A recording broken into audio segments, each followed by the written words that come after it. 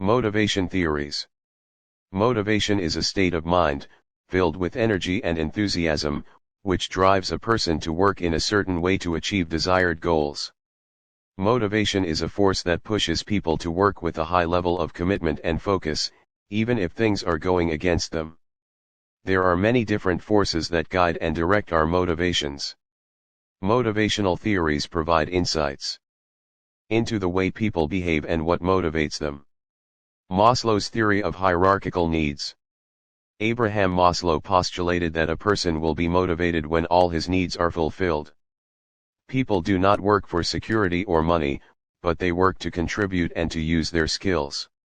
He demonstrated this by creating a pyramid to show how people are motivated and mentioned that one cannot ascend to the next level unless lower level needs are fulfilled.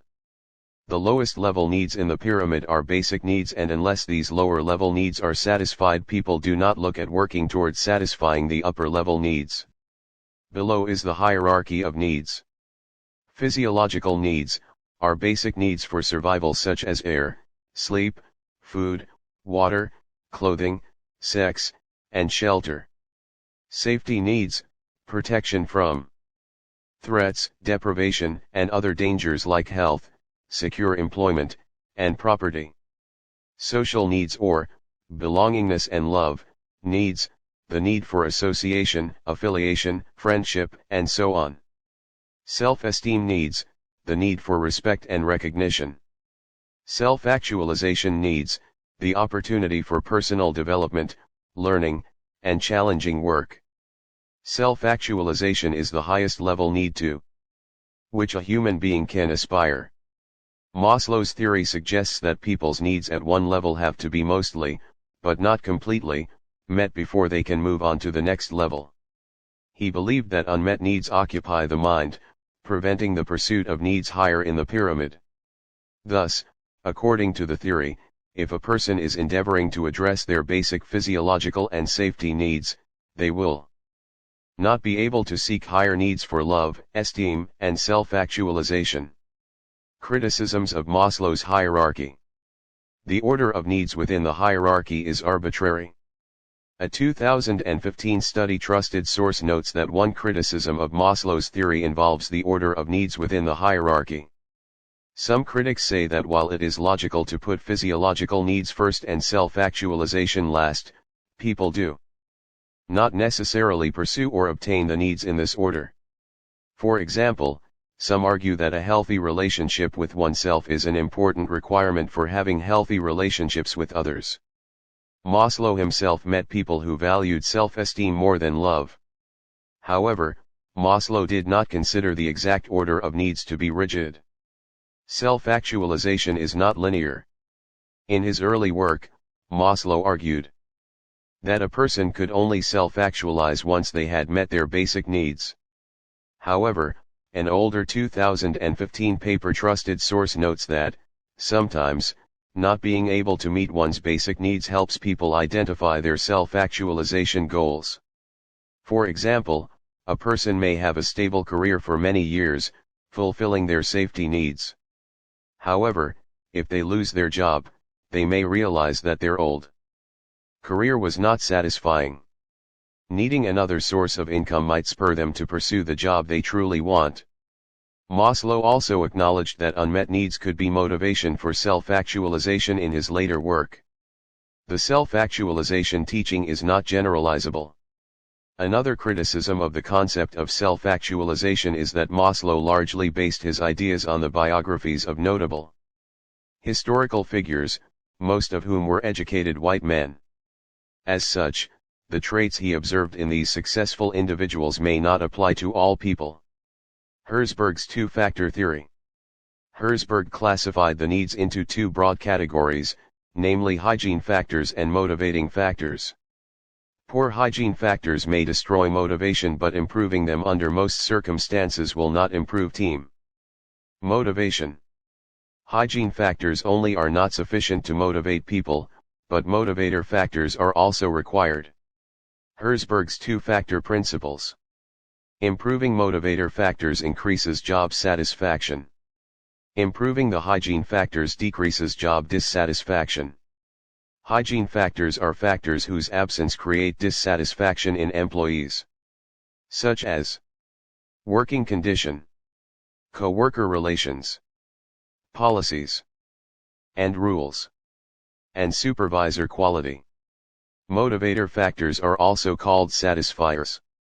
Achievements, recognition, responsibility, work itself and personal growth are motivator factors. McClelland's theory of needs. McClelland affirms that we all have three motivating drivers, which do not depend on our gender or age. One of these drives will be dominant in our behavior. The dominant drive depends on our life experiences. The three motivators are achievement, affiliation, and power. Achievement, a need to accomplish and demonstrate own competence. People with a high need for achievement prefer tasks that provide for personal responsibility and results based on their own efforts. They also prefer quick acknowledgement of their progress. Affiliation, a need for love, belonging and social acceptance. People with a high need for affiliation are motivated by being liked and accepted by others. They tend to participate in social gatherings and may be uncomfortable with conflict. Power, a need for controlling own work or the work of others. People with a high need for power desire situations in which they exercise power and influence over others. They aspire for positions with status and authority and tend to be more concerned about their level of influence than about effective work performance. Vroom's theory of expectancy. Vroom's expectancy theory of motivation says that an individual's motivation is affected by their expectations about the future. In his view, an individual's motivation is affected by expectancy, instrumentality, and valence. Expectancy, here the belief is that increased effort will lead to increased performance, i.e., if I work harder then it will be better. This is affected by things such as having the appropriate resources available, having the appropriate management skills to do the job, having the required support to get the job done like supervisor support. Instrumentality, here the belief is that if you perform well, then the outcome will be a valuable one for me. That is, if I do a good job, there is something in it for me. This is affected by things such as a clear understanding of the relationship between performance and outcomes, such as the rules of the game and reward. Trust in the people who will take the decisions on who gets what outcome. Transparency in the process decides who gets what outcome. Valence is how much importance the individual places upon the expected outcome. For example, if someone is motivated by money, he or she might not value offers of additional time off. The three elements are important when choosing one element over another because it defines the output of employees. McGregor's Theory X and Theory Y. Theory X and Theory Y were first explained by McGregor in his book, The Human Side of Enterprise, and they refer to two styles of management, authoritarian and participative. Theory X, managers who accept this theory believe that if you feel that your team members dislike their work, have little motivation, need to be watched every minute, and are incapable of being accountable for their work, avoid responsibility and avoid work whenever possible, then you are likely to use an authoritarian style of management. According to McGregor, this approach is very hands-on and usually involves micromanaging people's work to ensure that it gets done properly. Theory Y, managers who accept this theory believe that if people are willing to work without supervision, take pride in their work, see it as a challenge, and want to achieve more, they can direct their own efforts, take ownership of their work and do it effectively by themselves. These managers use a decentralized, participative management style. Alderfer's ERG theory. Alderfer, an American psychologist, developed Maslow's hierarchy of needs into a theory of his own. His theory suggests that there are three groups of core needs: existence, relatedness needs and growth needs. These groups are aligned with Maslow's levels of physiological needs, social needs, and self-actualization needs, respectively.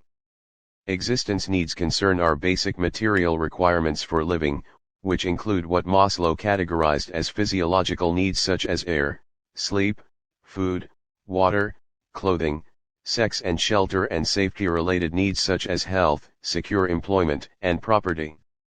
Relatedness needs have to do with the importance of maintaining interpersonal relationships. These needs are based on social interactions with others and are aligned with Maslow's levels of love/belonging. Related needs such as friendship, family, and sexual intimacy, and esteem-related needs such as gaining the respect of others.